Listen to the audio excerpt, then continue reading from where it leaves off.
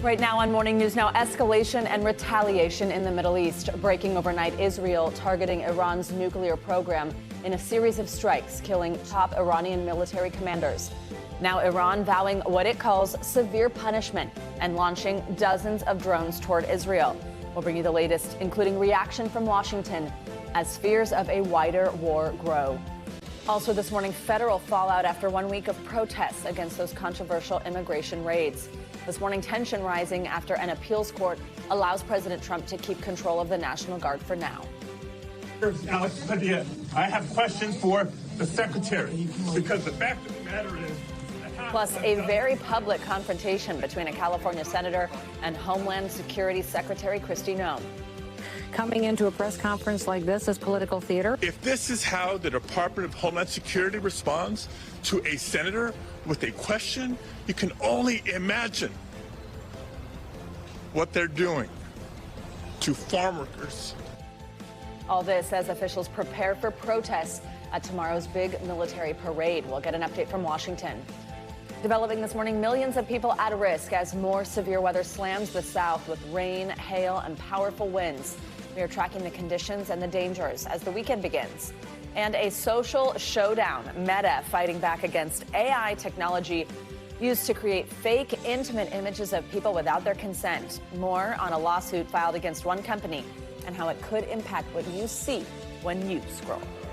Morning. Good to have you with us on a busy Friday morning. I'm Joe Fryer. And I'm Savannah Sellers. We're going to get started with this breaking news in the Middle East. Iranian state media says Israel has launched new strikes on the country this morning following deadly attacks overnight. The Israeli military says more than 200 fighter jets were involved in the strikes that were aimed at Iran's nuclear sites. Senior Iranian military leaders and some of the country's top nuclear scientists were among those killed in the attacks. Israeli Prime Minister Benjamin Netanyahu called it a, quote, targeted military operation to roll back the Iranian threat to Israel's survival. He added the strikes would continue for as many days as it takes to remove this threat. The U.S. had been urging Israel to not make a move like this as the Trump administration worked to make a nuclear deal with Tehran. The Trump administration said it was not involved in the strikes and was not providing Israel with military assistance. NBC News military analyst Colonel Jack Jacobs is standing by with analysis, along with NBC News White House correspondent Vaughn Hilliard, who has the latest from Washington. Let's begin with NBC News international correspondent Matt Bradley, who is following the latest developments from Tel Aviv. Matt, good morning. We know the strikes have continued this morning. What can you tell us about how they unfolded and their impact on Iran so far? Yeah, good morning, guys. You're right. Those strikes are continuing. We're continuing to get word of new cities and targets that the Israelis are hitting. A lot of this coming from Iranian state television and official sources there. You know, all of this started at about 2 or 3 in the morning, and the Israelis did have a siren here in Tel Aviv. This was, as you mentioned, and as we're hearing from Israeli officials, a huge attack, the largest that Israel has done against the Iranian nuclear technology program. This is still ongoing. We're still hearing about Iranian retaliation, and we're still expecting that here. There were about 100 drones, as you mentioned, fired from Iran at Israel, and it looks as though the Israelis swatted most of those away before they even entered Israeli airspace. So the big retaliation, the punishment, as you mentioned, coming from Iranian officials, is probably yet to come. Nevertheless, I've been walking around this city, and it looks as though people are kind of out and about, but it is a much diminished crowd from what you would normally see in the beginning of a weekend here in Tel Aviv. People had been instructed by the Israeli government to stay as close as possible to protected shelters and buildings. Just a couple of hours ago, the Israelis lifted that order, so everything is, as far as on an official level, back to normal. There's no more recommendations for people to seek shelter, but this whole region and this country is girding for the kind of war that they have long dreaded. Guys? Matt, Iran's foreign minister is saying that the Israeli attack violated the United Nations Charter and that Iran has a legal right to respond. Tell us more about what we're hearing from Iran this morning, how we are expecting them to respond. That's right, from Iran and from governments throughout the Middle East. They're condemning this attack and, as you said, echoing that language, that this is a violation of Iranian sovereignty, and noting that the Israelis struck first. They did not strike against Iran with provocation, though the Israelis have said that the Iranians were advancing their nuclear program, and that is why they decided to strike now. We also heard from the Iranian government that the top echelon of the Revolutionary Guard Air Force was killed, all of them together, in a meeting underground, in a kind of like a bunker. So we're hearing more and more from the Iranians about who was killed, and it sounds as though there's shades of what happened in Lebanon against Hezbollah. The Israelis seem to be picking off top leaders. The 3 top military commanders were killed of the Iranian military. 2 nuclear scientists were also among the dead. And again, we're still seeing these strikes happening, so we're probably going to see a longer list of the fatalities as the days go on. Matt, can you tell us more about the response in the region from countries like Egypt and Jordan? I mean, is there any sense this conflict could spill over, that we could see a wider war in the region?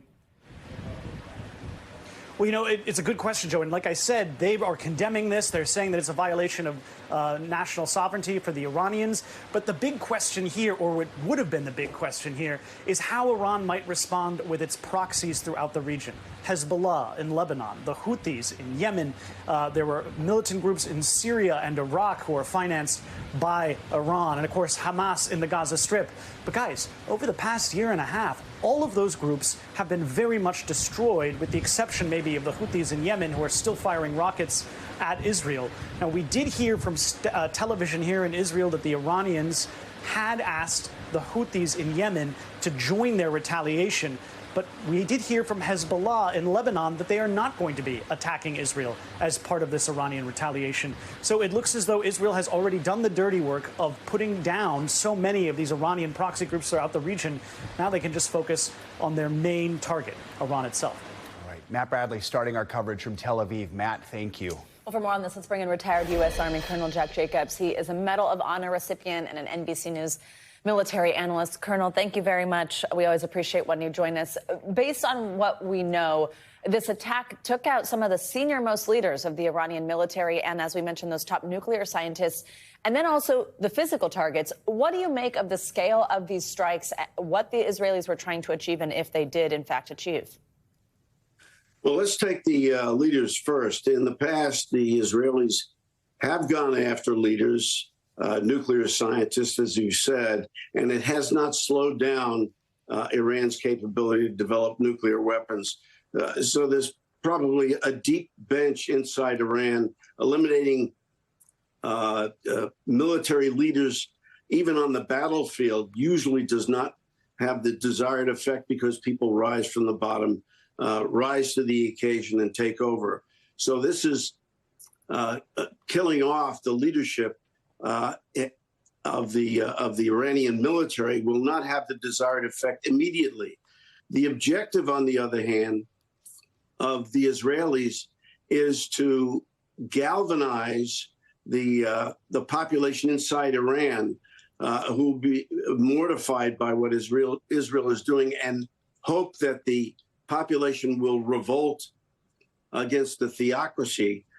Because they don't want to be on the wrong end of Israel's wrath. So it will have less of an effect on the development of nuclear weapons than having an effect on the population. With respect to destroying Iran's physical capability to enrich uranium, they went after the easy target, which is at Natanz. But it's unclear that Israel has attacked, or even has the capability to attack, the facility at Fordo, which is at Qom. This facility is way underground and requires the kind of technology Israel does not necessarily possess. Could go after it with bunker busting bombs, but we have to remember that the enrichment facility at Qom is maybe as much as half a mile underground. That'll require a different kind of technology that Israel probably does not, at the moment, possess, and may require from the United States. So, Colonel, as we discussed with Matt, this is raising fears of a wider war in the Middle East. I mean, just based on your experience, what do you think are the immediate consequences and potentially long-term consequences of what we've seen in the last 24 hours? Over the short to medium term, you'll get a lot of support for Iran from from countries in the region and elsewhere. From North Korea, you'll hear North Korea say what a terrible thing it is, and so on, but not much support. As we heard, a lot of the support for Iran in the region, the proxies, have been reduced in their capability. You'll hear from the United Nations saying that it's not the right thing to do, and that Israel has broken international law. But if you look at it from Israel's point of view, in Israel's view, the development of nuclear weapons by Iran is an existential threat. We hear that all the time. It sounds like a cliche. But at the end of the day, the possession of nuclear weapons by Iran was sworn to destroy Israel. And by the way, also destroy the United States. Those kinds of things is what drives Israel to do what it's done. Interestingly, Israel has been arguing for decades to be able to attack nuclear facilities inside Iran. And they've been dissuaded from doing it by the United States. I think Israel's perception and its intelligence at the moment, its intelligence information, has concluded that now is the time to do it before Iran has the capability to actually produce sufficient nuclear fuel to have nuclear weapons to destroy Israel. Colonel Jack Jacobs, thank you so much for joining us this morning. We appreciate your expertise. Now, picking up on what the Colonel just said, last night in a statement, Secretary of State Marco Rubio said the U.S. was not involved in Israel's attack against Iran. These airstrikes come as officials in Washington are gearing up for that first military parade in more than 30 years. It's scheduled for tomorrow to honor the Army's 250th birthday. Also happens to be President Trump's 79th birthday. NBC News White House correspondent Vaughn Hilliard is live in Washington with more on both these stories. Vaughn, we'll get to the parade in just a moment, but first, tell us more now about the White House reaction to Israel's strikes against Iran. Right. Immediately after these strikes, the White House made it clear that the U.S. was not directly involved in the attacks. This comes just days before more U.S.-Iranian nuclear talks were slated to take place here this weekend, and Israel's actions came as a surprise. Marco Rubio, the Secretary of State, in a statement saying Israel took unilateral action against Iran. We are not involved in the strikes against Iran, and our top priority is protecting American forces in the region. Goes on to say, let me be clear, Iran should not target U.S. interests or personnel. That was last night in the immediate aftermath of these strikes. The president himself, though, we should note, in just the last hour this morning from the White House, posting his own statement, which, to a certain extent, he appears to be taking credit for the strikes, while noting, quote, I gave Iran chance after chance to make a nuclear deal. I told them in the strongest of words to just do it, but no matter how hard they tried, no matter how close they got, they just couldn't get it done. I told them it would be much worse than anything they know, anticipated, or were told, that the United States makes the best and most lethal military equipment anywhere in the world by far, and that Israel has a lot of it, with much more to come. He goes on to say, no more death, no more destruction, just do it before it is too late. So the president, while not directly suggesting that the U.S. had a role in the actual attack, noting that U.S. military equipment was used by Israel to strike Iran, and there's question as to the extent of the U.S.'s awareness ahead of these strikes by Israel that these strikes were going to carry out. Vaughn, the U.S. Middle East envoy Steve Witkoff was scheduled to meet with Iran's foreign minister in Oman this weekend to discuss a nuclear deal. But I mean, what kind of impact do these latest developments ultimately have on that meeting? Do we know if it's going to move forward? Right. These nuclear talks with Iran have been going on for more than 2 months now. This weekend on Sunday in Oman would have been the 6th round of talks in which the U.S. directly engaged with Iran. As far as we are aware, Steve Witkoff, the president's special envoy, is still going to, with the intent to have those talks.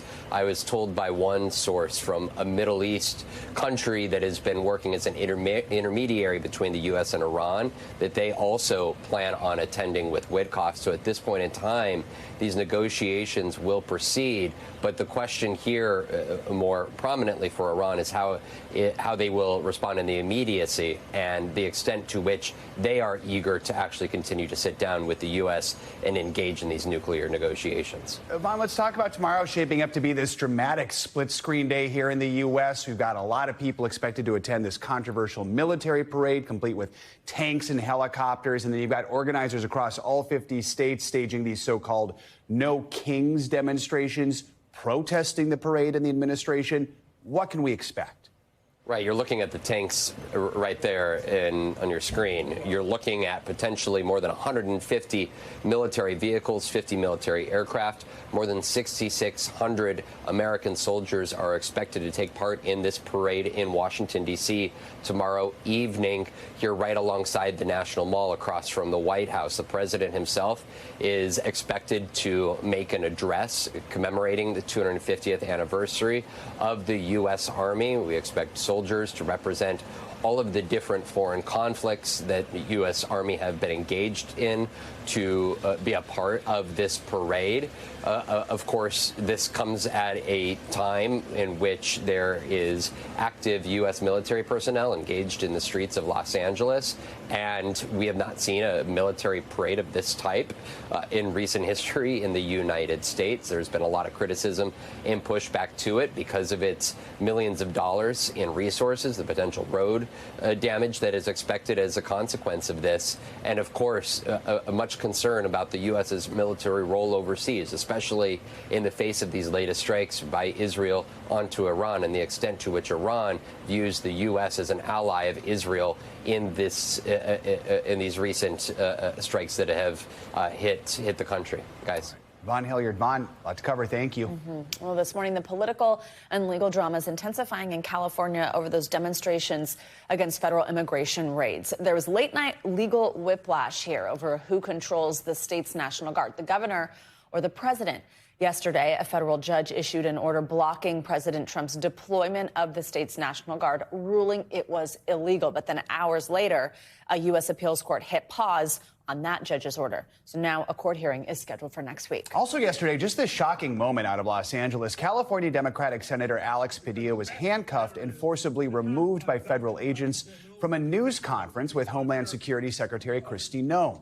The secretary alleges the senator yelled and lunged at her. Senator Padilla says that's not true, that he was only trying to ask her a question. We'd like to note video of the incident does not show the senator lunging.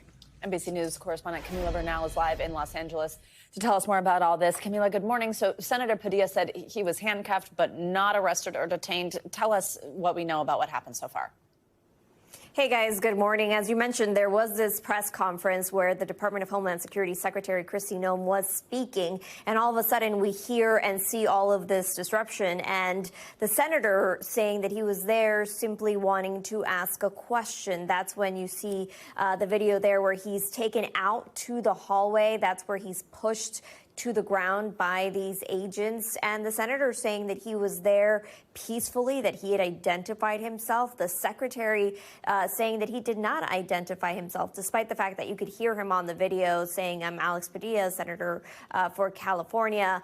And a lot of Republicans criticizing this, saying that the senator just wanted to get their attention, that the senator is essentially doing theatrics here. And then you have a lot of Democrats coming out in support of the senator, saying that they're concerned about what they saw about this video and about a senator being pushed to the ground. This is a son of migrants. So this is obviously an issue that is important to Senator Padilla. And he said that if this is happening to him, just imagine what's happening to some of the migrants out there, guys. Camilla, so a curfew was in effect for the third night in a row in L.A. yesterday. What's the situation like now? How are protesters reacting to this incident involving Senator Padilla?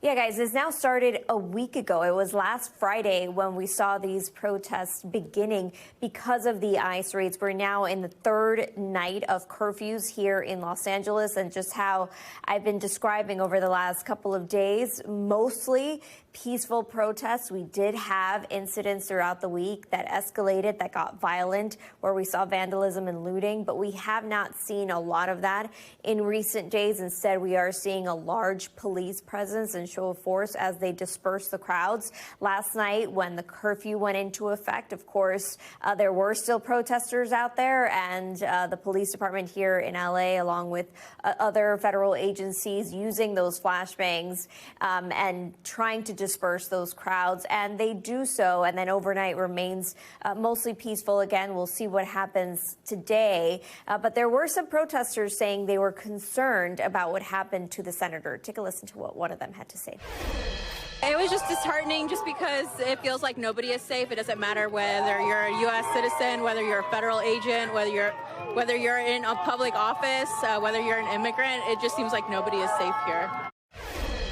And you're hearing similar feelings from a lot of these protesters who say they're going to continue to be out on the streets, most of them, again, peacefully protesting, guys.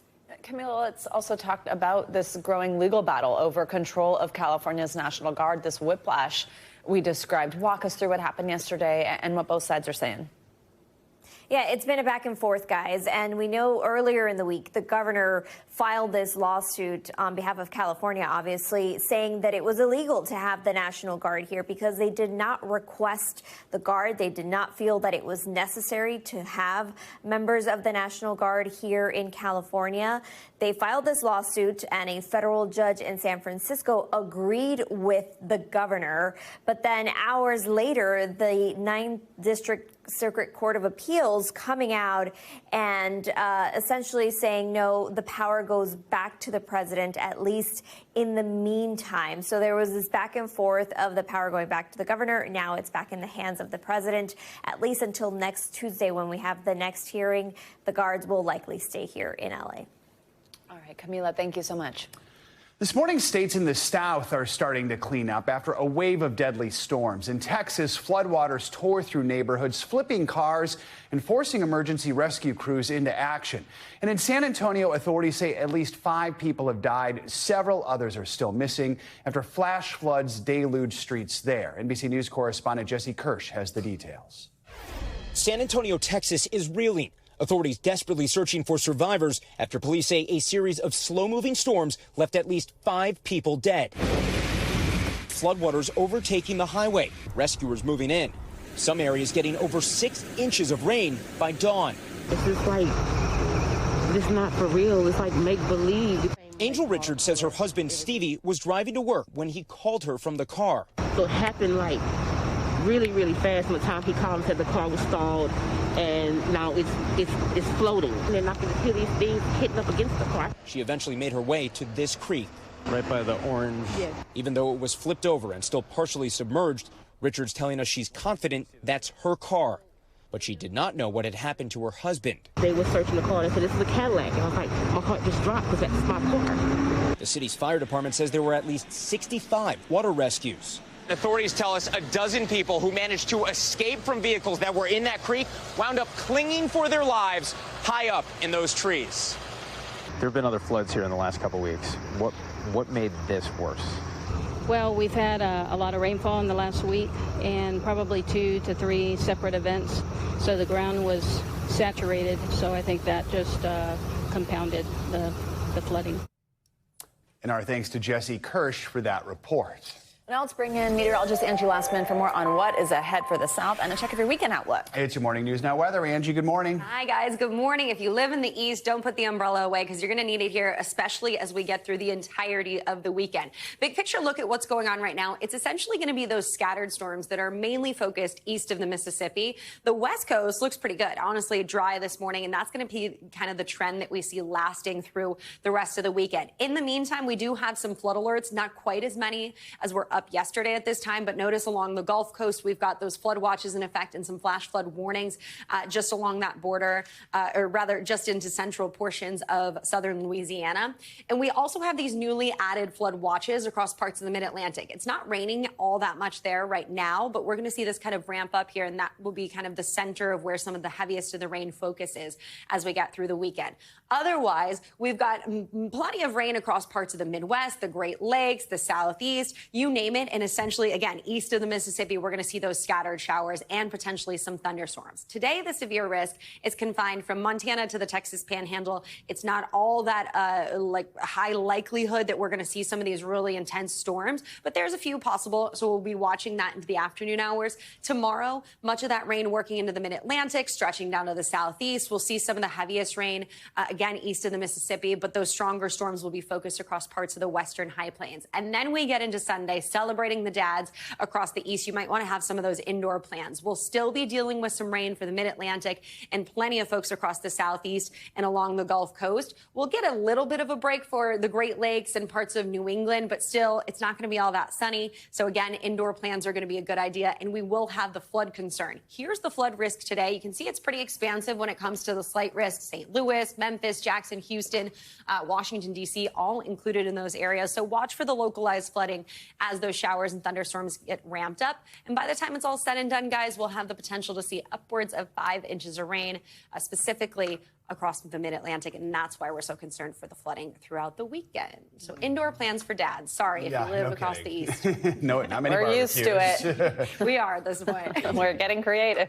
Thanks, Angie. Much more to come here on Morning News Now. Later this hour, Meta versus AI, how the tech giant is fighting to try and stop the promotion of apps used to create fake nude photos of people without their consent. Up first, though, after the break, new developments in that deadly plane crash overseas. What we're learning about what may have gone wrong, plus an update on the sole survivor. We'll be right back.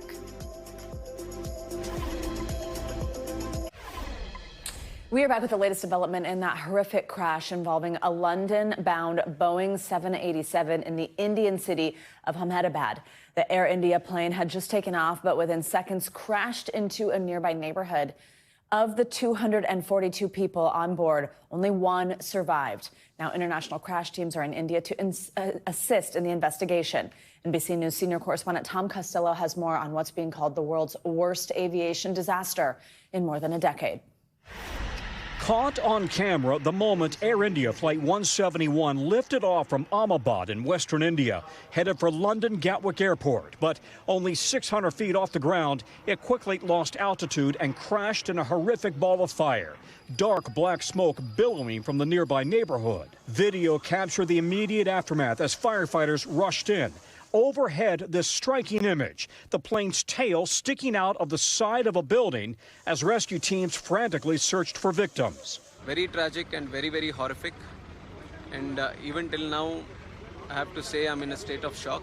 Local authorities say the plane crashed into a medical college hostel just as students were eating lunch. Dozens injured, at least 5 thought to have died. Out of the 242 people on board the plane, the local police say only a single passenger was able to walk away. Viswash Kumar Ramesh, a British national sitting in exit row window seat 11A and traveling with a brother who is still missing. Another brother in the UK spoke to Sky News. He video called my dad.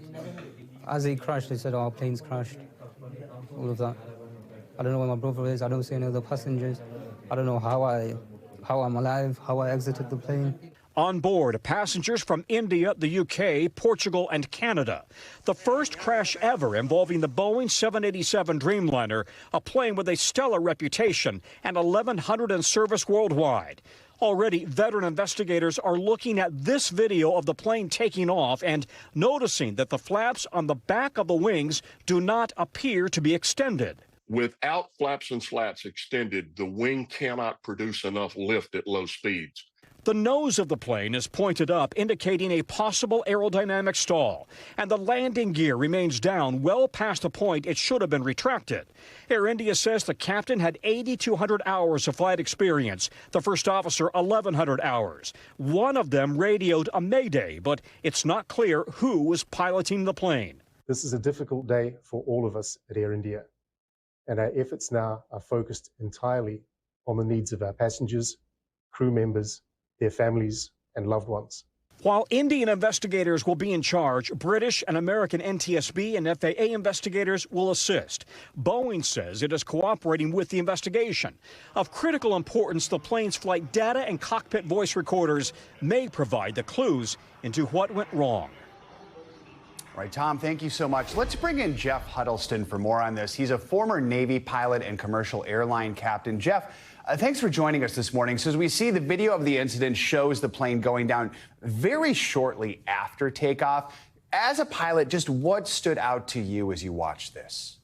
Well, good morning, and thank you for having me. And you can see that the aircraft is still seemingly very much under control, but we have an expression that the aircraft just stopped flying. And as several of your people have already suggested, it appears as if the flaps are up, and with the gear down, that's not a good situation. And if the flaps are in fact still up, that would indicate one of two things. Either they took off with the flaps up as opposed to a takeoff position, or perhaps, and this is sheerly speculation, that rather than raising the gear, which is literally done in the first 5 or 6 seconds of flight, that someone accidentally grabbed the flaps and raised the flaps instead of the gear. Now, again, that'd be pure speculation. It's very difficult to tell from the video we have, but I've viewed it several times, and I do concur with your other consultants that it appears as if the flaps are up. Not a situation this plane wants to be in this scenario. Jeff, this was the first crash also of a Boeing Dreamliner. It's a plane that has had this strong safety track record. More than 1,100 are in service around the world. Obviously, though, there have been these negative headlines surrounding Boeing with other planes. Where do you think investigators are going to start when it comes to their search for answers and what it could mean about this plane? These investigators are incredibly meticulous. If you've ever seen how they reassemble a plane and will lay it out on a warehouse floor somewhere, it is impressive and nothing short of amazing. And I think it's the black box that will likely give them the most information, but they will virtually reassemble this plane from the parts that they collect throughout the crash site, and they will eventually determine the cause of this mishap. All right, Jeff, we appreciate your time and expertise this morning. Thank you so much. Thank you for having me. Coming up, the rising cost of denying care. What does the word deny mean to you? Deny means we don't value a doctor's opinion, and we don't really care if you live or die. When we come back, hear from one man with stage 4 cancer who says he had to fight to get the care he needs. And she was a household name for an entire generation. A look back at the life and legacy of MTV VJ Ananda Lewis. This is Morning News Now.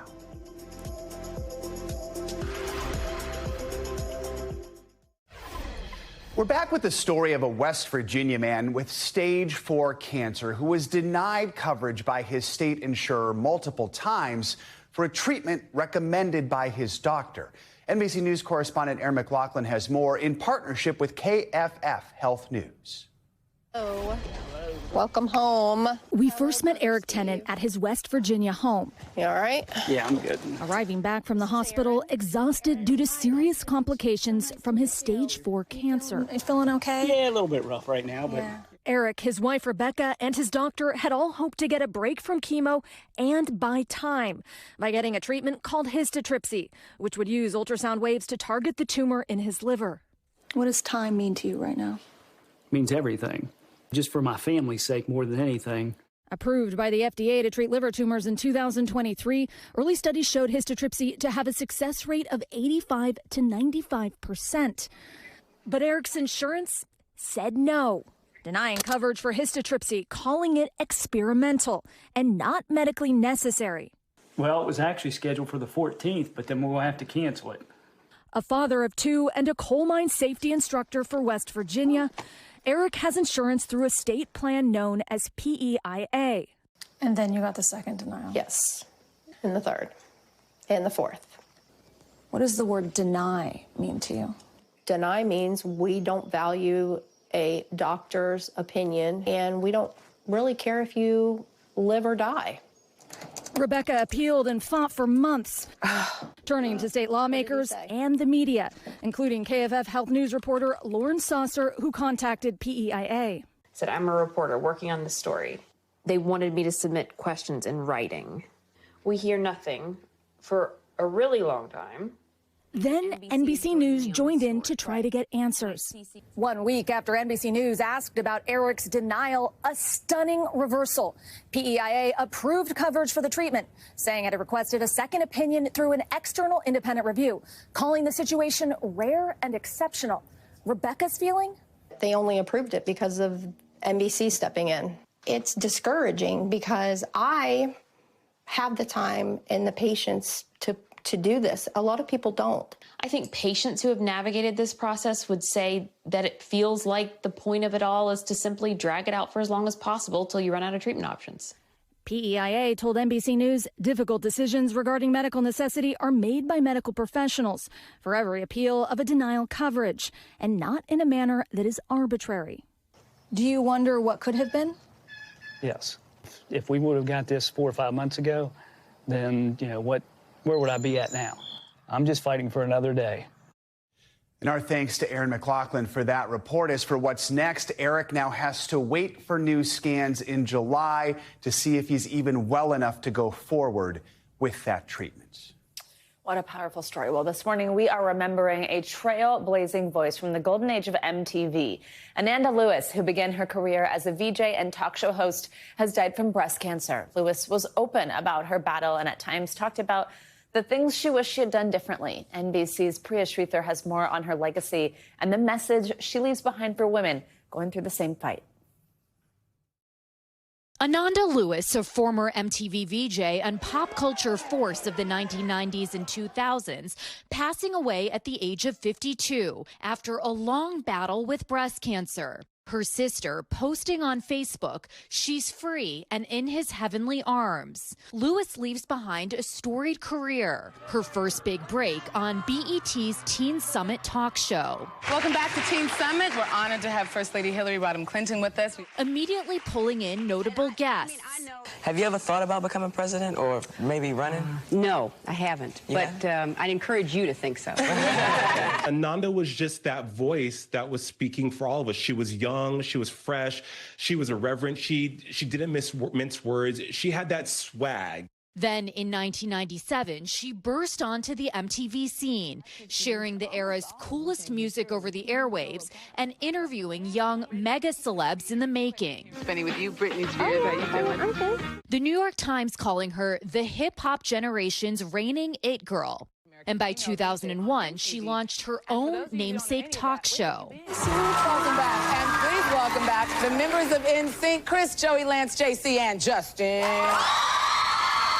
The star, vocal on social media in the years since, grabbing headlines in 2020 when she announced she had breast cancer. I have been fighting to get cancer out of my body for almost 2 years. For a really long time, I have refused mammograms. Lewis at the time admitting she didn't do yearly mammograms because she was afraid of radiation exposure.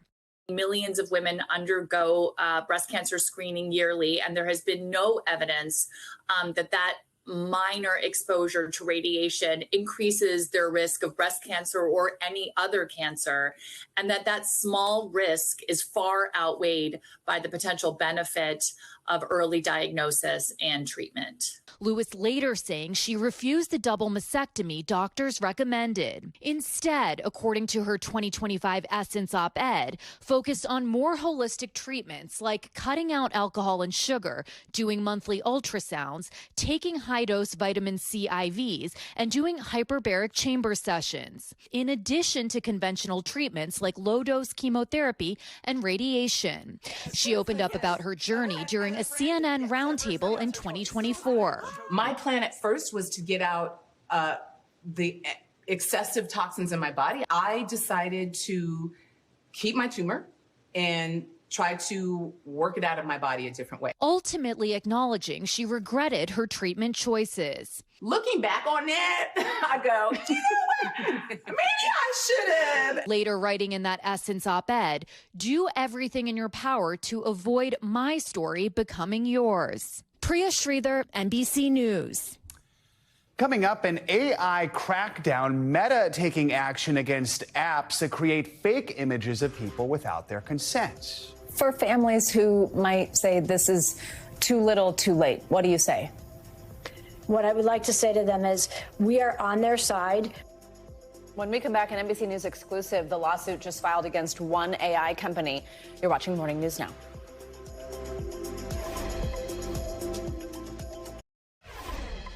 We are back with an NBC News exclusive. Meta's new crackdown against one company they say advertises apps that create fake, non-consensual nude images of people, very realistic looking and often of children. But will the steps they are taking be enough to combat a growing problem? Meta announcing it is cracking down on apps that use AI to undress people in photos. We're taking legal action against a company that has been trying to advertise these apps on our platform. Meta writing in a lawsuit against Joy Timeline, a company marketing these apps, that it was violating Meta policy by displaying ads consisting of nudity and or non-consensual intimate imagery with captions like "erase any clothes on girls" and "click the button for the nudie version." Here's how some of these apps work. Easily upload a normal photo, like someone at prom or graduation, or like this photo of me. Some apps allow you to easily make edits, changing colors or pieces of clothing, or removing them entirely, creating a realistic-looking nude AI image. One of the things that we're doing to try to address this is to actually work with other members of industry. Is taking this step, this action, an admission, essentially, that you don't have a handle on this on your platform? It's not an admission that we don't have a handle. What it is a recognition that this is an adversarial space. NBC News reached out to Joy Timeline for comment and has not heard back. NBC News found dozens of ads on Meta platforms. Elliston Berry says an AI-generated nude photo was created of her by a classmate using a Nudify app. Do you remember seeing the photo? Yes, and these photos looked completely real. To someone that doesn't know me, you wouldn't be able to tell if it was real or not. Meta says in addition to the lawsuit, it's also developing advanced technology that can help detect more bad actors. For families who might say this is too little, too late, what do you say? What I would like to say to them is we are on their side. We want our community to be a safe place for them. We're going to be taking action. We're going to file lawsuits. We're going to continue to develop technology. So Meta actually also supported legislation that recently passed. Just last month, President Trump signed into law what's called the Take It Down Act. Elliston Berry was also a huge advocate for that. The victim you saw there, she was standing with the president as he signed it. And what it does that's a big deal is it criminalizes anyone who creates or circulates these non-consensual images rather than like going after big tech, which is very difficult. And obviously they have lawyers to fight that. But actually, like the classmate of Elliston's, for example, could face punishment for doing something like that just for creating it, So which is government a good step. can go after those people. Is it? All right. Yeah. Very good. All right. Here's what's making money news this morning. Next spring, Apple's Siri could get an AI upgrade. CNBC's senior markets correspondent Dom Chu joins us now with more on that and other Wall Street headlines. Hey, Dom, good morning. Hey, good morning, Savannah. Good morning, Joe. Well, Apple is targeting next spring to launch the delayed AI upgrade of Siri. Bloomberg is reporting that this would be part of an update to its iOS 26. The long-promised changes will allow Siri users to tap into their own personal data and on-screen activities to provide more custom answers from the app. Apple says it has not announced the exact timing, repeating earlier statements the upgrades are planned for the coming year. And speaking of Apple, its biggest supplier for iPhones, Foxconn, shipped nearly all of the devices it made for the U.S. market from India between March and May. Reuters is reporting that's way above the 50% average from last year and is a very clear signal of Apple's efforts to bypass tariffs imposed by President Trump on China. Apple has been taking steps to speed up production from India. In March, it chartered planes to ship roughly $2 billion in iPhone models from that country alone. And because it is Friday the 13th, Chipotle and Krispy Kreme are hoping to turn this day into a lucky day for some customers. Chipotle is offering a buy one, get one deal from 3 to 4 p.m. local time today for all the fans who are, quote unquote, tatted like a Chipotle bag, which comes from a popular internet meme. The deal is only valid for customers with permanent or any temporary tattoos on their body. Krispy Kreme is giving out a dozen original glazed donuts for 13 cents, but you got to purchase a dozen at regular price first. So Friday the 13th, not all bad if you like some of the fast food and donut type products. I might stop at Krispy Kreme on the way home, guys. What about Chipotle? Easier than getting a Don, tattoo. you got any? Okay, so personal data, Savannah. I have no real ink on me, so I got to put a temporary tattoo somewhere. Yeah. You know, it's going to be an interesting scene today. Are the lines at Chipotle's? 3 to 4. Check it out. Thanks, Tom. All right, let's get to some new polling out this week that highlights how men across the country define their own masculinity. You might have heard of terms like the manosphere or about the male loneliness epidemic on social media. It's all leading to controversial and sometimes even confusing rhetoric about what being a man really means in today's society. Well, a recent survey of 1,000 registered voters nationwide shows a more positive outlook. Look at your screen. You can see it here. 7 out of 10 men report feeling hopeful, secure, or proud on a weekly basis. And more than half of them said they feel that way each day. So what does masculinity really mean to men these days? All right, to help us answer that, we are joined now by Dawn Huckelbridge. She is the founding director of Paid Leave for All, one of the organizations behind this new report. Dawn, good to have you with us. So you look at social media, it is easy to get the impression men across the country are struggling more than ever before. And to be clear, there's a lot of truth in that. Many men are dealing with some of these issues, especially loneliness for middle-aged men. This report seems to prove maybe not everyone is frustrated or angry. What was the most surprising discovery? Yes, we wanted to find out if the manosphere really did represent America. And what we found is not what you read about in headlines, but as you noted, men reported feeling proud and hopeful more than frustrated and angry. And across party lines, we found they overwhelmingly wanted government solutions that enabled them to be with their families, support their families, and that was really tied to their sense of masculinity. I mean, like you're saying here, it sort of seems like these results show this clear distinction in top values for men these days. Throughout the report, responses showed what you just said, this emphasis on family and also of taking care of loved ones. What do you think that tells us about the ideas and expectations of masculinity and how they might be changing in today's society? Well, I think a lot of the policies, of course, that I work on that were in this poll, things like paid leave, affordable childcare, affordable long-term care, we've often thought of as women's issues, as family, not part of masculinity or men. And what we found is that actually they're very tied to masculinity and men. And more than 90% of men supported those issues: paid leave, affordable care, affordable childcare, long-term care. And that included 95% of dads, 90% of independents, and 87% of Republicans. So this is something that is actually very tied to masculinity, and it is something that brings us together across walks of life and party lines. So do we need to see any sort of shifts in policy? I actually had a really interesting discussion with a coworker yesterday who was talking about having the leave here, as men do, have paternity leave here at NBC, how great that was. But on top of that, feeling encouraged to actually take it. Like there was like an atmosphere of like, no, you should do this that maybe wasn't felt in other workplaces. Talk a little more about that. I think that's something that is shifting. And actually, we have a report coming out tomorrow about men's use of parental leave in the States. I think we hear a lot about the sort of the bad news in headlines. We hear a lot about, that there is still stigma, or there is still some bias in this.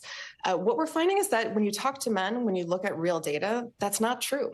And actually, men do take parental leave and other kinds of leave. They do want to be with their families. They want to be actively involved.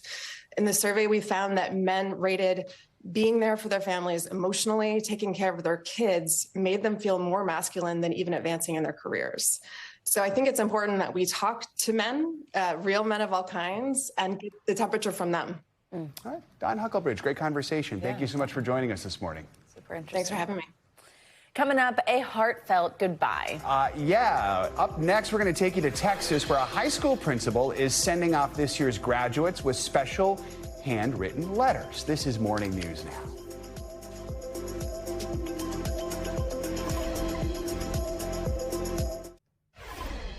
We end this hour at a North Texas high school where one principal is leaving a lasting impression on hundreds of students by simply putting pen to paper. Education reporter Wayne Carter from our NBC News affiliate in Dallas-Fort Worth has that inspiring story.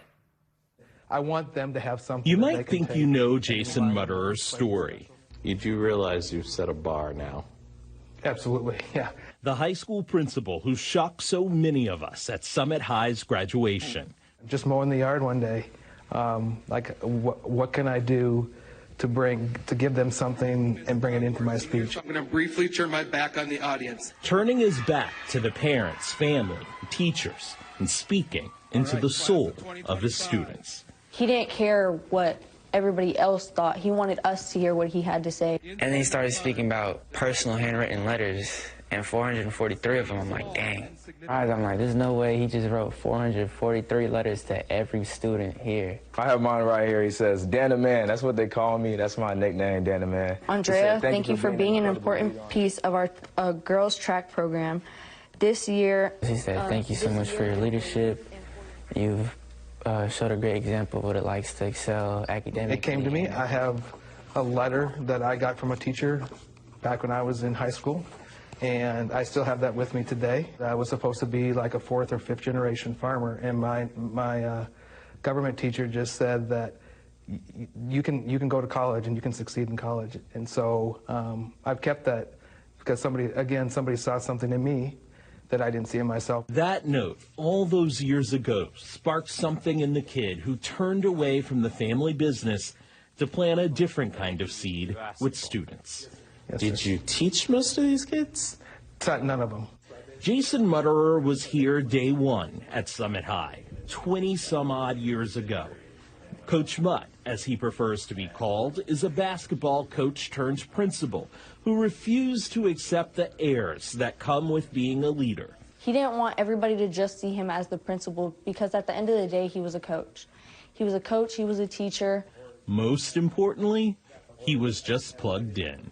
Most principals don't even go out of their way to go to students' events, basketball games. He's always there. All he knows almost everybody by name. He knows something going on in everybody's life. I don't even know how he does it. He's like a magician. But yeah, athletes, band, just regular students, whatever you do, he knew about it. Tucked in each note was a $1 bill.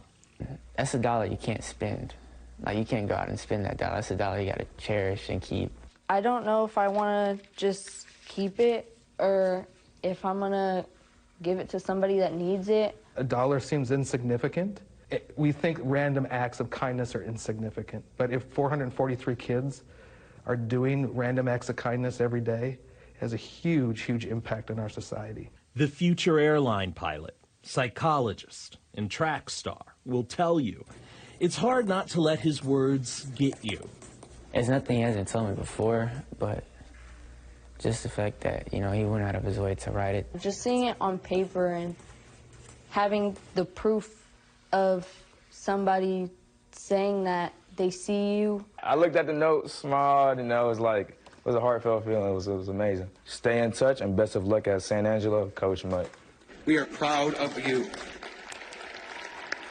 Okay, that is amazing. And we are proud of the principal. I don't have the hand strength to do that many times, but good for him. How meaningful. They'll remember that forever. What a gift. Wayne Carter, thank you for that story. That's going to do it for this hour of Morning News Now. Stay with us, though. The news continues right now. Good morning. Thanks for starting your Friday with us. Busy news day. I'm Savannah Sellers. I'm Joe Fryer. Breaking overnight, a deadly escalation in the Middle East, stoking fears of war across the globe. Israel launching a barrage of airstrikes on Iranian nuclear sites, killing some of its top military officials in the process. How Iran is reportedly responding to this latest attack and what officials here in the U.S. have had to say. The urgent search for answers in India this morning as investigators from around the world race for clues, not only about what caused this Boeing Air India jet to seemingly fall out of the sky just seconds after takeoff, but also how a single passenger out of the 242 on board managed to walk away from the wreckage. We have got the latest. Back home, white picket rents later in the hour, why some of America's suburbs are turning into hotbeds for renters rather than buyers looking to ditch city life for greener pastures. And if it's Friday, well, that can mean only one thing here on Morning News Now. We've got your ticket to the latest and greatest that the world of entertainment has to offer. It's everything you simply can't miss this week. We begin in the Middle East, where Iranian state media says Israel has launched a fresh round of strikes on the country this morning. This comes after Israel says it struck more than 100 targets in Iran overnight, killing senior Iranian military leaders and some of the country's top nuclear scientists. This marks a dramatic escalation in the long-running conflict between both sides. The U.S. said it was not involved in the strikes and was not providing Israel with military assistance. The U.S. has been urging Israel not to carry out such an attack as the Trump administration tries to make a nuclear deal with Tehran. NBC News Chief International Correspondent Keir Simmons joins us with the latest. Keir, good morning. Hey there, good morning to you. And you're right, this is ongoing. Those reports from Iran say there is a fresh wave of Israeli strikes underway right now. In the past few hours, Iran responding, firing more than 100 drones, many shot down, Israel says. This is a fast-moving story. President Trump, who had questioned whether an Israeli strike would help, now saying on social media that the next attacks are already planned and will be more brutal. A blinding flash as waves of explosions blast Iran's capital overnight. Here, a terrified Iranian woman films from her window, then down on the street. They are hitting. They hit 3 or 4 back-to-back, she says. Moments ago, Israel launched Operation Rising Lion, a targeted military operation to roll back the Iranian threat to Israel's very survival. This morning, an apartment building still burning. The attacks hitting residential areas, killing Iran's 3 most senior military leaders and targeting its nuclear program. Here, thick black smoke rises above the Natanz nuclear facility.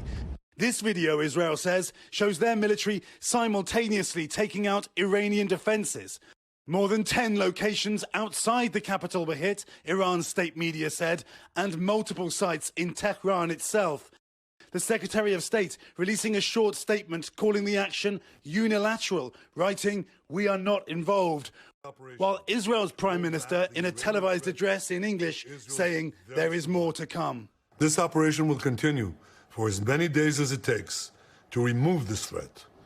And this morning, Iran launching a counterattack. Passengers at Tel Aviv airport stranded. Hospitals preparing underground facilities, while ordinary Israelis stock up on essentials, fearing what might come next.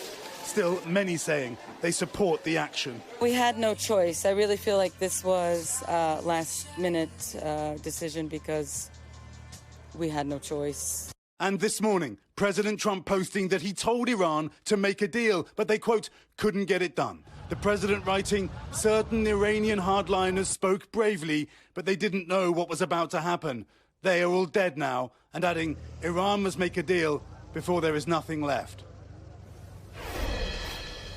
And guys, according to reports in multiple Israeli outlets that cited an anonymous source, the Mossad spy agency began smuggling missiles into Iran several months ago and also secretly installed explosive drones deep inside the country to lay the groundwork for this overnight attack. NBC News has not confirmed those reports. Meanwhile, Iran's president has a message for his nation this morning. He says Iran's legitimate and powerful response will make Israel regret its foolish act. Guys? All right, Keir, thank you so much. For more on this, let's bring in NBC News analyst Jeremy Bash. He is the former chief of staff for the Department of Defense and the CIA under the Obama administration. Jeremy, appreciate you joining us this morning. Just what do you make of the nature of this operation, and just how much is it going to hurt Iran's military and nuclear capabilities? Well, first and foremost, Israel conducted an operation that was both comprehensive but also stunning. Not only did it conduct airstrikes, which we'd seen Israel do last October, but it also conducted this apparent Trojan horse operation where it smuggled deep inside Iranian territory people, personnel, and explosives and drones so that Israel could take out Iran's air defenses. And Iran showed last year twice, in April and in October, that when it attempted to fire ballistic missiles back at Israel, Israel was able to knock those missiles out of the sky in coordination with the United States and other allies and partners. So I don't think Iran has a lot of options here, and Israel felt it could act with impunity to stop Iran from racing to break out and build a nuclear weapon. Earlier this morning, this post on Truth Social, President Trump urged Iran to make a deal, quote, before there is nothing left. This is with the backdrop of these strikes, but also the administration trying to make this deal with Tehran. And they said that they were not involved, though, with Israel's strikes. The U.S. wasn't. But what message does this post send to Iran? Oh, I think this post made clear that the United States effectively gave Israel a green light. Trump said as much in this post. He said Iran had it coming to them. And by the way, Israel uses American military technology, And that statement is certainly accurate. So, if I'm in Iran, I'm reading that clearly saying Israel and its closest ally in the world, the United States, coordinated on this operation. Yes, the United States was not directly involved. We didn't actually put pilots in the sky over Iran. We didn't obviously pull any triggers or fire any weapons.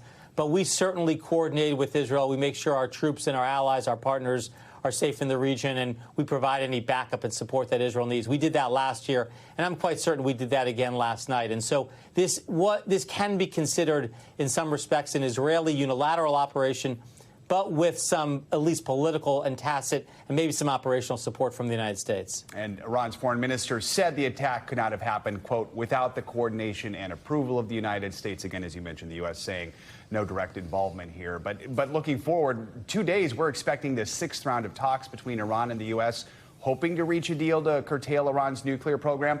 How might these latest strikes impact those negotiations? Do you think they'll even happen? Yeah, in the short term, I don't see any progress being made, even if the talks happen at all. I think in the short term, Iran won't be able to sort of show up at the negotiating table. That would be kind of too much of a face loss for them. But I do think that over the medium and long term, these military operations could convince Iran that it has no option left to build or field a nuclear capability, and that it shouldn't even have a civilian nuclear capability in country, because obviously the world would not trust that it could not then race to build a bomb. You need bomb fuel, you need weaponization. We know Iran has bomb fuel. We know that in the past they've had a weaponization program. Israel didn't want to take any chances, and I think they moved here in this operation because they saw intelligence, and they've discussed it now publicly over the last 24 hours, that Iran was going to be dispersing its nuclear capability, that there was know-how in the country held by the scientists and the scientific research organizations, and that they were, in fact, racing to create a nuclear capability that could be on the cusp of fielding a nuclear weapon. A nuclear weapon in the hands of Iran would be a massive destabilizing event. Every president, Democrat, Republican, on a bipartisan basis, has said the United States cannot let Iran get a nuclear weapon. Jeremy Bash, appreciate your time this morning. Thank you so much. Well, this morning, investigators from around the world are in India trying to determine what caused the deadliest commercial plane crash in more than a decade. The Boeing Dreamliner slammed down just moments after takeoff. One person survived the crash that killed the other 241 people on board.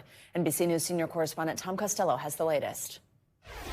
Yeah, that's right, sir. There are about 1,100 Boeing Dreamliner 787s in service worldwide, including U.S. carriers. In the plane's nearly 15 years since certification, there had never been an accident until this disaster. Now, among the many questions for investigators, how did a single passenger out of 242 people on board walk away from this horrific disaster with just minor injuries?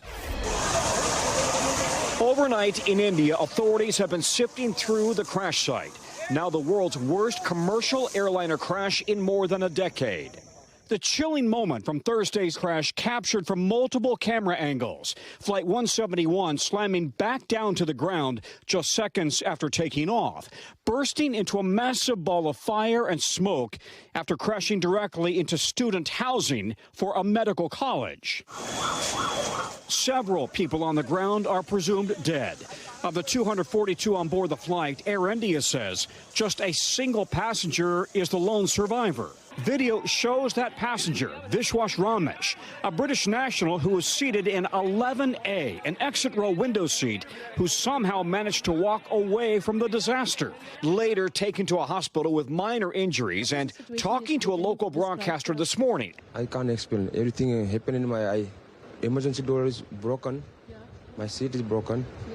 Did the aircraft catch fire before you came out? Yes. Okay. A little bit fire. After me, I'm out. Then blast. I'm not jumping. Okay. I just walk out. It's miracle, everything. For investigators, the plane's flight data recorder will be crucial.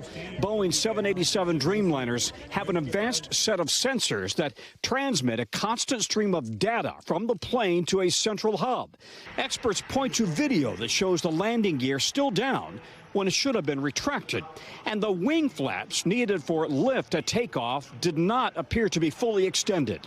These sophisticated airplanes have what they call configuration warning horns, which really let the crew know that they're not properly configured whenever they add power for takeoff.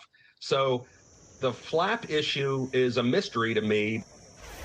So that's why they want to get these black boxes. That will tell them a lot. Now, because this plane was a U.S. manufactured aircraft, Boeing, the FAA, the NTSB will all have a role in this investigation, along with a UK team since the plane was headed to London.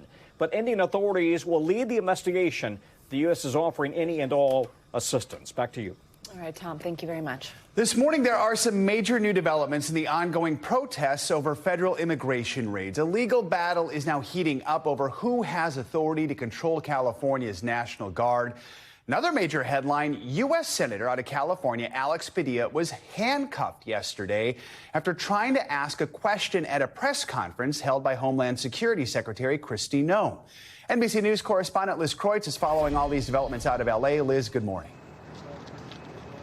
Hey, Joe, good morning. Yeah, there was a serious legal back and forth overnight with multiple agencies weighing in on whether President Trump should be able to retain control of the National Guard troops stationed here outside the federal building. And it came just hours after that most stunning moment of the day, a sitting U.S. senator briefly held in handcuffs. Overnight, legal whiplash on who should control the California National Guard. At first, a federal judge ruled President Trump's move deploying those troops in L.A. in response to anti-ICE protests was illegal and exceeded his authority. California's Governor Gavin Newsom praising that decision. Today is a big day for the Constitution of the United States, for our democracy.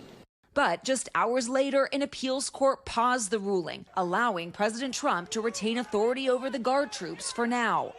As they stay in place in L.A., with protests continuing in a small downtown area. Authorities arresting protesters yesterday, with scattered demonstrations in other cities. And tensions rising at a press conference in Los Angeles.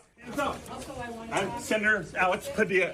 I have questions for the Secretary. Democratic Senator Alex Padilla of California forced to the ground and handcuffed inside a federal building after attempting to question Department of Homeland Security Secretary Kristi Noem during a press conference. Why did you detain him? Why was that the action you decided to take? I'll let the law enforcement speak to how this situation was handled, but I will say that it's people need to identify themselves before they start lunging at people that during press conferences. Is it appropriate to handcuff a sitting senator that way? Secretary or which agency? Footage of the incident doesn't show any lunge at Noem.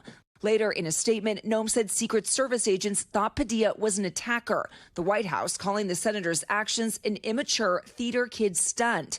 Padilla also speaking out. If this is how the Department of Homeland Security responds to a senator with a question, you can only imagine what they're doing to farm workers, to cooks, to day laborers out in the Los Angeles community. And Democrats this morning are condemning Padilla's removal from that press conference, while Republican House Speaker Mike Johnson is calling on the Senate to consider censuring the senator. As for that legal battle over the National Guard, President Trump is expected to have control of the troops through at least Tuesday, when an appeals court has scheduled a hearing. Joe. All right, Liz, thank you. Well, this morning, officials in the nation's capital are gearing up for the country's first military parade in more than 30 years. The controversial event will take place tomorrow on President Trump's birthday. It's also the 250th anniversary of the U.S. Army. The parade has drawn both excitement and criticism across the U.S. NBC News senior White House correspondent Gabe Gutierrez has the latest from the parade route in Washington. Joe and Savannah, good morning. Police have put up about 18 miles of bike racks and concrete barriers, as well as about another 18 miles of non-scalable fencing. Now, President Trump says that this is all a well-earned celebration of our armed forces, but critics argue it's a waste of money, that the U.S. already has the most powerful military in the world. It doesn't need to show it off. This morning, after a week of turmoil, from protests in some U.S. cities to new strikes in the Middle East, there are no signs that plans for President Trump's, quote, big beautiful parade are changing. Final preparations are now underway. And that'll include hundreds of tanks and roughly 7,000 soldiers. We have the strongest military in the world. Tomorrow's celebration here in Washington will honor the Army's 250th anniversary, which also falls on President Trump's 79th birthday. The president says an expected rainstorm won't dampen spirits. It doesn't matter. It doesn't affect the tanks at all. It doesn't affect the soldiers. They're used to it. They're tough, smart. with the president in a new legal battle over sending military troops to immigration protests in L.A., he's warning against demonstrators at tomorrow's parade. If there's any protest that wants to come out, they will be met with very big force. The Pentagon hopes the parade will help recruitment. I'm hoping that, at the end of the day, the American public is as excited about the Army as I am. Still, the Army estimates the festivities will cost $45 million, and that's sparking criticism from Democrats and even some Republicans. I would save the money, but it's, if the president wants to have a parade, he's the president and I'm not. The last time D.C. hosted a military parade, 1991, to mark the end of the Gulf War. Several groups are organizing protests across the country, including one called No Kings, denouncing what they call corruption in government. I don't feel like a king. I have to go through hell to get stuff approved. One immigrant advocate is also warning his community. Are you urging people not to protest on Saturday? Yes, anyone that has an immigration status that can put them in danger for deportation, we are asking not to go. Now, authorities have installed these metal plates across parts of the city to prevent tanks from turning and tearing up city streets. Now, the president is expected to watch the parade from right over here, and behind me at the Washington Monument, there'll be a large spectator area.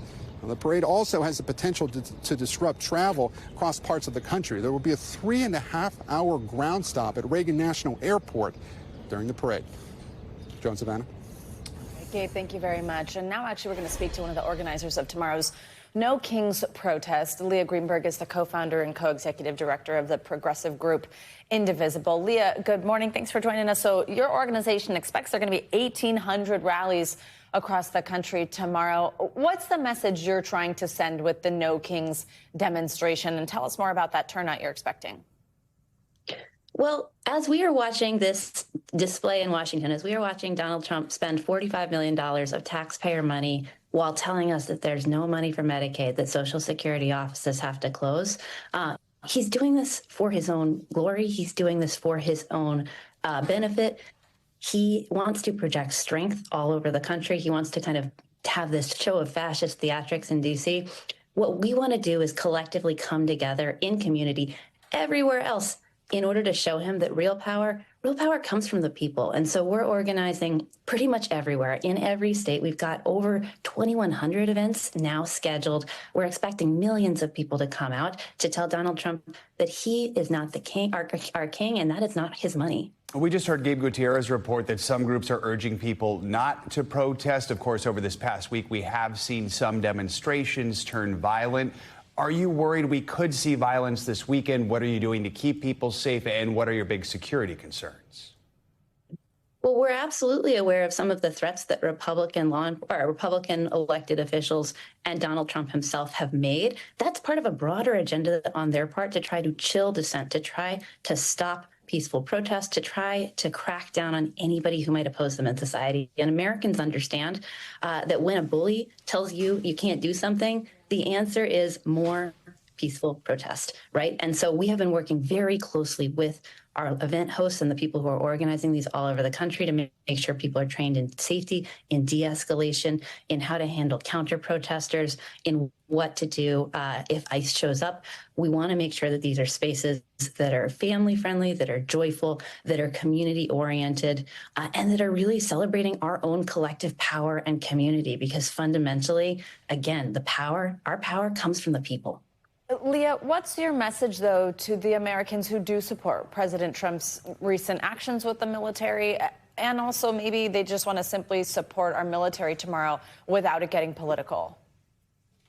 Well, what I would say is that we are creating a big tent. We are working with civil rights groups. We're working with veterans groups. We're working with labor organizers.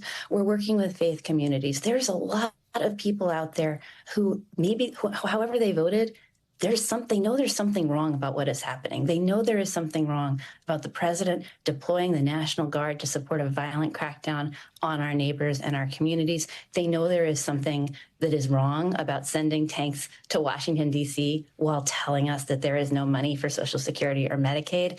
They understand that there has been massive overreach and that we collectively have to push back. And I think if you look at the polling right now, what you see is a lot of people, including people who may even have voted for Donald Trump or not vote, they understand that too.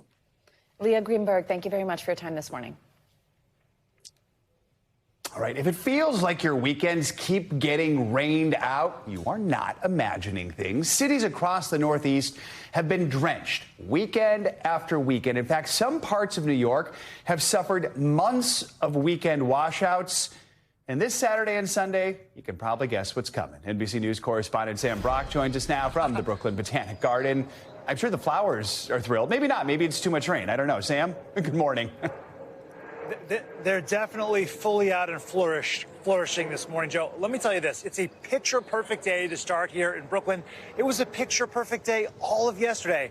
Guess what? It's not going to be picture perfect. Tomorrow, when the Brooklyn Botanic Garden here where I'm standing is hosting a couple of weddings. Now, 90% of the time, they have a cocktail hour right where I'm standing. There's backups, though, to the backups. This is always how it works with weddings. And even though they've been planned in some cases years in advance, it's going to be memorable. At least that's the attitude for many couples.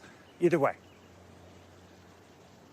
From soaked streets to sopping wet front yards, some folks in cities across the country are adjusting to the bizarre rain dance reality better than others. We all collectively come together to just agree that Wednesday, Thursday is the new Saturday, Sunday at this point, because I can't remember the last time that we had a weekend without rain. After countless consecutive weekends of rain throughout the Northeast, from baseball games. It is pouring at Citi Field right now. To stormy beach days. And it's flooded, but we're having a good time. To theme park trips. That is not a filter. This is happening. But our favorite spring events are still a go, rain or shine. Many simply adapting on the fly, including Coldplay's Chris Martin, who apologized to a soaked concert crowd. We're happy to be here, but our equipment is broken. Even the experts are having to pivot. No one knows the forecast better than a bride. NBC's WTHR meteorologist and bride-to-be, Lindsay Monroe, giving her own rainy wedding forecast this week in Indianapolis. I think I have a little bit of an advantage over perhaps other brides. Lindsay and her fiancé, Josh Carpenter, are getting married tomorrow in what they hope will be an outdoor ceremony, despite the dubious forecast.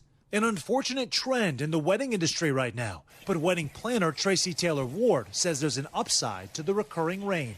It definitely helps us plan better, and so we will have plan A, B, and C in place. At the historic Brooklyn Botanic Garden, Catherine Glass says this is prime wedding season, with some couples booking 2 years in advance. It's been a rainy season. It sure has. We're so used to it. It's so much a part of our operation. We know we have to be ready to change on a dime. So if Mother Nature comes knocking, plan for the worst, but hope for the best. No matter what happens, we'll be fine and make some great memories that day. We wanted to introduce you to our ring bearer. He's going to get a little curly, I'm sure, if it gets a little wet, but he's a good boy. That, my friends, is Hank, the Golden Doodle mix. I'm told he's going to be ready to go no matter what the conditions are. Lindsay, by the way, said that she's going to be analyzing and reanalyzing the weather models the day of the wedding. And if there's any pop-up showers, they could sort of modify the scheduling a little bit to try to make sure that they maximize sunlight and no rain when it does pop up. Joe, one last thing to leave you with. Our affiliate in Maine reports that they are now at a streak of only rainy weekends. For so long, it's been, I think, since the middle of March. That ties a 77-year-long record.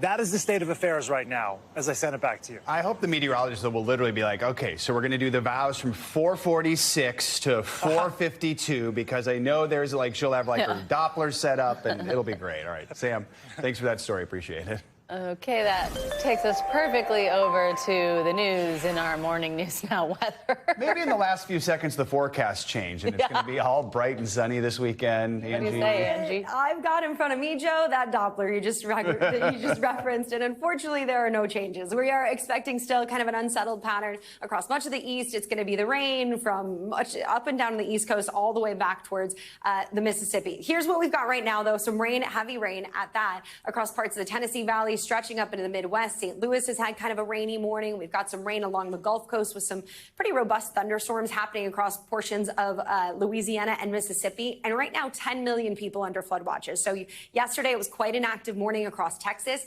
Today, we're seeing those flash flood warnings across parts of Louisiana with some really kind of slow-moving, heavy rain working across that region. We've also got some flood watches up for the Mid-Atlantic, and that's one of the spots that's really going to start to see the rain chances ramping up over the next couple of of days. We'll see the widely scattered showers across the east for the day today. Tomorrow, more of the same. There's that big batch of moisture that works across the mid-Atlantic. And then you guessed it, by Sunday, still kind of stuck in this same pattern where we've got the widely scattered showers and a few thunderstorms in the picture. Most of the severe weather remains low, especially on Sunday. That's the really good news that we have for Father's Day, is that our severe forecast is going to be on the low end. Now, let's take a big picture look at Father's Day. If you're looking for the Dadlightful forecast, Savannah, you like that one?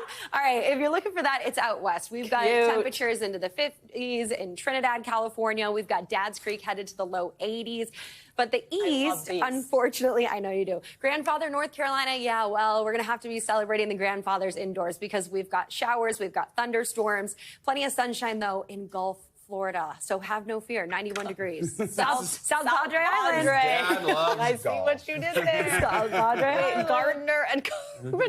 Listen, some of them were a stretch, I'll give you that, but there were a couple good ones in there. Wait, what is it? What's Hawaii? That's What really is it? funny. Papaloa. Oh, yes, Papa. Angie, very cute. We do what we can. Thank you. You got it. That made up for the bad weather. More to come on this Friday edition of Morning News Now, including a closer look at why more and more rental properties are popping up in not America's big cities, but their suburbs. First, after the break, closing arguments in the murder trial of Karen Reed getting underway today. But when might the jury start its deliberations? We'll break it down next.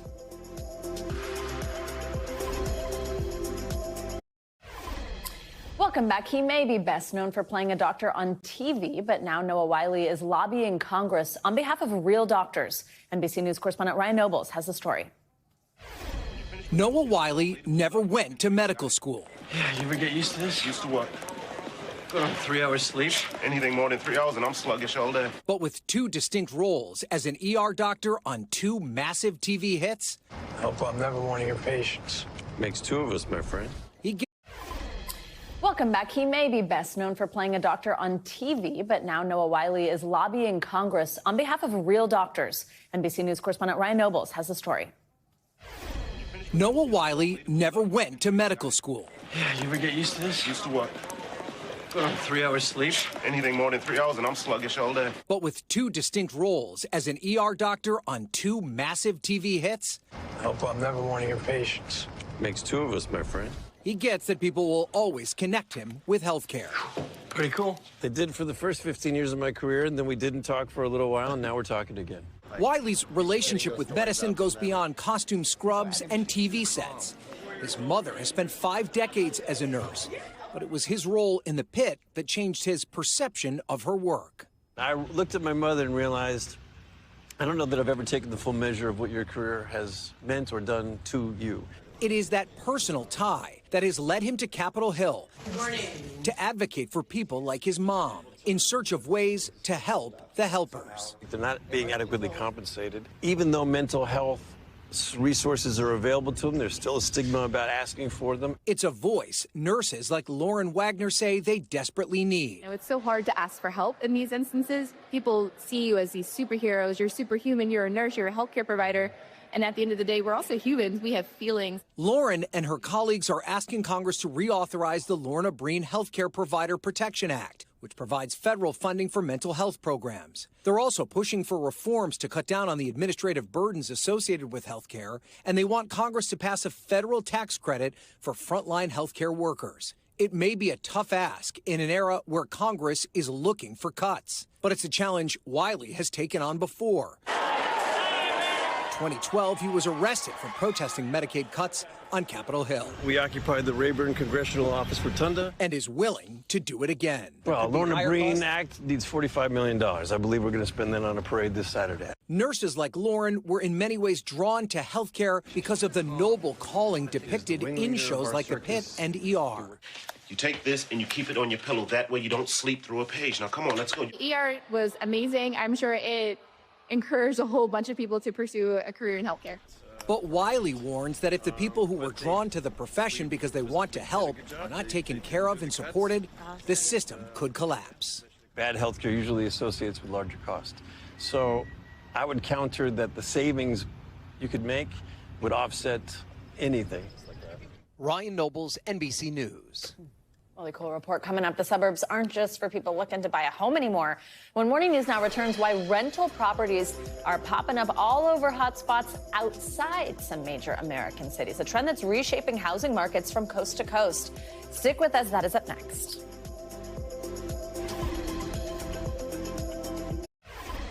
We are back with a significant shift happening in the rental market across the U.S. So due to the expensive housing market, more people are now renting in the suburbs because they can't afford to buy a home there. This is happening in areas where home prices used to be lower. Rentership grew by more than 5%, this is on your screen, in 11 out of 20 suburbs near the largest U.S. metro areas. Experts say it's completely changing the landscape of the housing demand in these smaller communities. We've got our friend Bianca D'Alessio here with more on this. She's a real estate broker and founder of the Masters Division at Nest Seekers International, also a star on one of my favorite shows, by the way. Bianca, good morning. Great to have you with us. Thanks for being here. So walk us through some of the biggest factors that are driving people to do this, that make renting in a suburb, not in a city apartment where you traditionally think of it, more attractive. So I think the first thing is looking at that 5% growth range is over from 2018 to 2023. So there's a lot of big things that happened during that period of time where we felt seismic shifts. But the biggest thing that we're seeing right now, why that number continues to be very high, is that the cost of home ownership has gotten out of reach for a lot of people in the market. You know, we have scarce supply, very, very limited inventory. We have high interest rates, and we have market volatility. If we saw just one of those things, it would push more people from buying into renting. We're seeing all three at the same time. Of course, we're going to feel a rental boom right now, particularly in suburbs. Let's talk through a specific example. We can pull this up on the screen. We're going to talk about Dallas. So in a 5-year span, the number of people renting in the suburbs increased about 10% more than the number of people renting in the city itself. If you look on your screen right now in the city, about 8%, it went up 17.6% in the suburbs. Instead, how does that reshape housing in some of the country's major metro areas? Dallas, which obviously has this city, this metropolitan area, but so many people who you traditionally think of buying homes out in the suburbs surrounding the city and now renting. What kind of impact does that have? So I think the big thing is that they're not necessarily moving from the city. We're just seeing a shift in where they're transacting. Instead of being able to afford to buy, they're renting. And the big thing is people want to stay in their neighborhoods, and they've been priced out of their neighborhoods. So how does that change actual neighborhood communities when you have a more transient neighborhood? How does it change school districts? How does it change the way that you're shaping your community, your friends, and your family? Those are the big shifts we're seeing with a more transient area through renting. But there's definitely solutions and fixes. They're big things that we need to tackle in order to be able to change that. Like what? We need to see more housing supply. We need to make it more friendly to build. We need more incentives for homeowners, and with closing costs, with first-time home buying programs. I mean, we need to make it more affordable. We need zoning changes and regulation to shift to favor developers to build more multifamily homes. The big thing is even the rentals that we're seeing, the inventory supply, because they're single-family homes. Right. But if we start building more multifamily residences, we could fit more people in. And listen, what shift does that mean when we now all of a sudden start to have bigger population growth in these suburban communities? There's a lot of big things at question here. I also think, Bianca, you think, okay, so if you're somebody with a bunch of money and you're listening to this, and you're like, oh, okay, maybe I should go buy up all the houses in Dallas, and then I start renting them to people, and then that has such an impact on communities and neighborhoods for generations to come. It does, and we felt that shift, and we continue to feel that shift with investors who have cash, who want to deploy their capital. They're looking for opportunity, and a lot of that opportunity has been outside of the cities and has been outside of major metro cities. So they've moved to more suburban markets in close proximity, 30 minutes to an hour outside of a major city. That's where they're seeing opportunity. There's no doubt that we felt a lot of those investors and money coming together to buy up a lot of the housing supply. So interesting. Bianca, thank you so much for joining us. Great to have you with us this morning. Thank you. Well, let's get you some other financial headlines. A new form of corporate crypto could be coming to some big names in retail. CNBC's Angelica Peoples joins us with that and other money news for us. Hey, Angelica, good morning. Good morning. That's right. Walmart, Amazon, and several other big companies, including airlines and Expedia, are exploring whether to issue their own stablecoins. The Wall Street Journal reports this could potentially shift the high number of cash and card transactions they handle outside the traditional financial system, saving them billions of dollars in fees. Stablecoins are currently used to store cash or buy other cryptocurrencies. They're typically tied to a 1-to-1 ratio with dollars or other global currencies, and they're backed by cash reserved or assets like treasury bonds. Tesla has upgraded the Model S and Model X cars and raised prices on both vehicles by $5,000. That's according to a company post on X and on its website. The all-wheel drive version of the Model X now costs just under $90,000, while the Plaid version is roughly $105,000. The all-wheel drive Model S now costs about $85,000. And U.S. taxpayers will likely shoulder the bulk of the cost of tomorrow's military parade in Washington. But several big tech companies are sponsoring events along the parade route, including Oracle, Amazon, Coinbase, Lockheed Martin, and Palantir for the America 250 Foundation. That's a congressionally appointed, nonprofit in charge of raising funds to celebrate America's 250th anniversary next year. The foundation is also handling spectator logistics and a festival for Saturday's military parade. All right, Angelica, thank you so much. Well, coming up, if it's Friday, that can only mean one thing. We're getting your weekend started off right with absolutely everything from the world of Hollywood that you simply cannot miss. And who better to offer our front row seat than friend of the show, our own Kay Agram from NBC New York. She joins us next.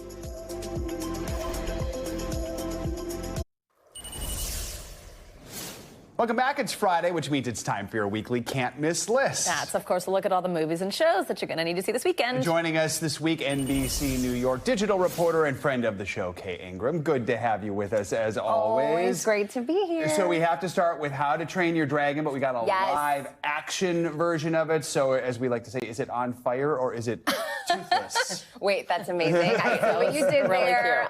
So I actually watched it last night, and it was it's so good. I watched it this week. Same? Oh my gosh. Okay. I'm obsessed. Yes, actually. it's amazing. And I'm like, I need toothless in my life. I'm like, how do I park it above 30 Rock? Right. No, but literally the audience that I was in, they were clapping by the end of it. If you're not familiar, if you don't remember the 2010 animated movie or the 2003 book, you know, this is that live action version. And it's essentially humans, aka Vikings, and, you know, dragons trying to coexist. And it takes two friends, unlikely pair, to make that happen. Okay, so, it is pretty good. So sweet. And Gerard Butler is back. There is a Toothless at the new Epic Universe. Oh, yeah. Like big. It's really adorable. Oh, it was like it was so like realistic you had a pet looking dragon. when you met. I love it. Yeah, it was cute. I'm not sure. Yeah. He's a cutie. No, I He's a actually cutie. really was obsessed with the movie, and I was lucky enough to interview Gerard Butler about it this week, and he was like so into playing it. It's just, it's great. And I had never seen any of the animated, but I highly recommend. And they filmed in Ireland too, so so cool. Yep, they okay, went there. Big rom-com out this weekend. Feel like I've been waiting forever for Materialists to come out. Okay, but you're not alone. I know. I'm so excited. Savannah, girl. So let me tell you, for folks who think that the 2000s rom-com era is gone, it is here. We are so back. And so Materialists, essentially, for me, it reminded me a little bit of Hitch, but we have a matchmaker who has found her toughest client yet, and it is herself. And so she's got it really tough. She has to pick between Chris Evans and Pedro Pascal, which is like, woof, girl. Right. That for you. I am just like, what's going to happen though? I know. And what team are you going to be on, right? I know. And so she's torn between the two. She has to figure it out. And so it's kind of like a modern love story, figuring out who she's going to go with, who's right for her. And so, you know, folks are really excited to see Chris Evans, not in like a superhero film. Yeah, true. It is A24. It's giving a ton of, you know, again, modern love story, rom-com, and perhaps the scariest part is having to choose between the two. Right. Yeah. Right? Exactly. Must be rough. It's the filmmaker who did Past Lives, too, which is critically acclaimed and was film also there. a former matchmaker. Herself, so she writes from experience. Yeah. Very There you good. go. All right. On the other side of the things, we got Stephen King here, based off his popular novella, The Life of Chuck. So is this one scary? What's going on with this one? Oh, God. Okay, bring out the tissues. I gotta tell you. Tissues? Yes.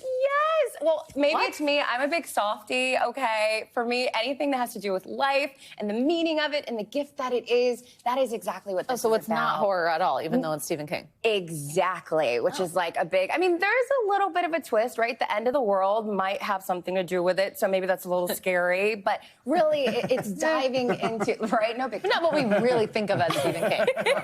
Right, exactly. But, you know, this is that adaptation of that Stephen King novel. And so essentially Essentially, though, we follow this man's life. It's broken up into 3 stages. And, you know, we really get to see what it's like from his beginnings to ends. It's flipped in reverse, chronological order, but like inverted. It's beautifully told.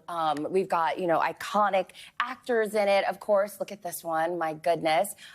We've got a ton of folks. Let me just list them off. Tom Hiddleston, Mark Hamill, Jacob Tremblay, which, hello, the fact that he has a whiff in the trailer is a big deal at 18. So very excited to see the life of Chuck. Oh, my God. All right, a few more to get through in a few minutes. Streaming a show called Deep Cover. Okay, I think this is going to be hysterical. I played improv a ton in high school, and I'm so into it. Essentially, you played improv? I've done improv once. Yeah. Okay. Yeah, it was, well, a class. Yes. Let's talk about it. Well, yes, and. Yes, so, and. yes, and we've got Bryce Dallas Howard, Orlando Bloom, Nick Mohammed, Sean Bean, and essentially there's an undercover cop who's like, look, y'all, I need you to do this assignment. And so he enlists this comedy improv teacher to get a group of her friends together and go on this, you know, secret mission. All right. And so it looks hysterical, and that's on Prime. Yes, and we have Revival, which puts a spin on the zombie genre, right? Yeah, Revival is essentially like my worst nightmare. Because when we think of zombies, it's like scary, they look dead. But no, these zombies in Revival essentially came back as themselves. So very scary, very creepy, trying to figure out who's who, sniff out the fakes from the reals or the deads from the living. And yeah, you can check that out, Revival. And it looks really good. We've got like 10 seconds for this last one, but we got a lot of Alex Cooper fans call her daddy. There's a new docu-series about her. Exactly. So I don't have to tell you who Alex Cooper is. Look, she is at the top of her game right now. She has been, from interviewing Miley Cyrus, Kamala Harris, Simone Biles, and this docuseries in 2 parts, which is available on Hulu right now, is documenting her life. You get her mama in there, you get her friends, and so if you've ever wondered more about who Alex Cooper is, just call her Alex. Debut to Tribeca. All right, Kay Ingram, good to have you with us. Thank you so much. It's going to do it for this hour of Morning News Now. It continues right now, though. We thank you for watching, and remember, stay updated on breaking news and top stories on the NBC News app or watch live on our YouTube channel.